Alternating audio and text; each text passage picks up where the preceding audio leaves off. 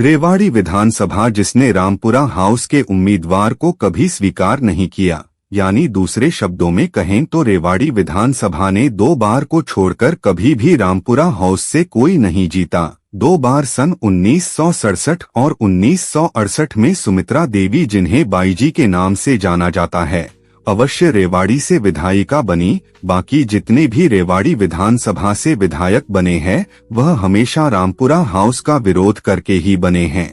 यह सिलसिला आगे भी इसी तरह चलता रहेगा। इस विधानसभा सीट से 3 बार राव अभय सिंह, 2 बार कर्नल राम सिंह, 1 बार रघु यादव, 1 बार चिरंजीव राव, 6 बार कप्तान अजय यादव और 1 बार रणधीर कापड़ीवास विधायक बने हैं और अब लक्ष्मण यादव रेवाड़ी के विधायक हैं। कप्तान अजय यादव का लगातार 6 बार रेवाड़ी से विधायक बनना यह बताता है कि रामपुरा हाउस ने अपना कभी कोई ठोस उम्मीदवार रेवाड़ी से उतारा ही नहीं, केवल राव अजीत को छोड़कर, और वह चुनाव हारे। कप्तान अजय यादव को तो हमेशा निर्दलीय उम्मीदवार ही टक्कर देते आए हैं, चाहे वह विजय सोमाणी हो, चाहे सतीश प्रधान हो या फिर रणधीर कापड़ीवास ही क्यों न हो। रणधीर सिंह कापड़ीवास ने मजबूरीवश राव इंद्रजीत के 2014 के विधानसभा चुनाव में पैर तक छूने पड़े ताकि राव साहब उनका विरोध न करे। इससे पहले रणधीर कापड़ीवास कई विधानसभा चुनाव में अपने कट्टर विरोधी कप्तान अजय यादव को टक्कर दे चुके हैं, पर जीते 2014 के विधानसभा चुनाव में ही। 2014 के विधानसभा चुनाव में उन्होंने कप्तान अजय यादव को भारी वोटों से हराया। 2019 का विधानसभा चुनाव राव इंद्रजीत सिंह का एक एक्सपेरिमेंटल चुनाव था। यह प्रयोग उन्होंने सुनील मूसेपुर पर किया, जिसे रेवाड़ी की जनता ज्यादा नहीं जानती थी। उनकी पहचान केवल एक पोस्टर बॉय से ज्यादा कुछ नहीं थी।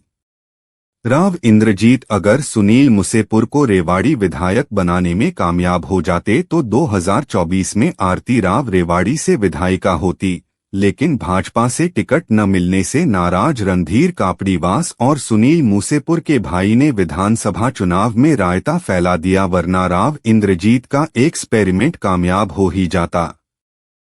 2024 के रेवाड़ी विधानसभा सीट पर भाजपा से टिकट के लिए राव इंद्रजीत और रणधीर कापड़ीवास के बीच रस्सा कस्सी थी और भाजपा हाई कमान जानती थी कि किसी एक को अहमियत दी तो भाजपा रेवाड़ी की सीट खो देगी। इसलिए लक्ष्मण यादव को टिकट मिली। किसी का विरोध नहीं होने से वह भारी बहुमत से जीते भी। अब आरती राव के लिए अटेली और कोसली के अलावा कोई और विकल्प नहीं था।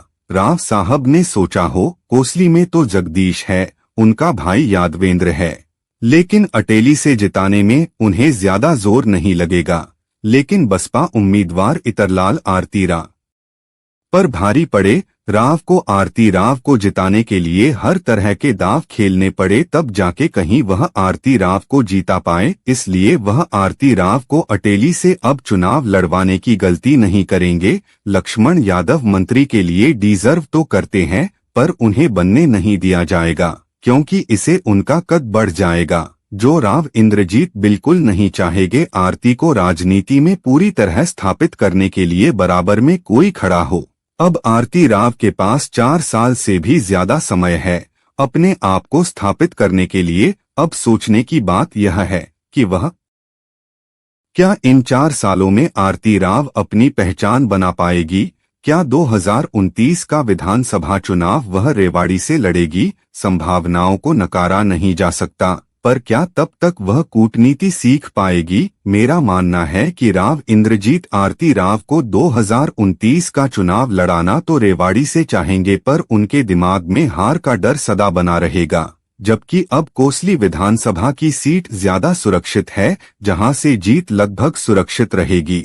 इसलिए आरती राव 2029 का विधानसभा चुनाव कोसली से लड़ेगी।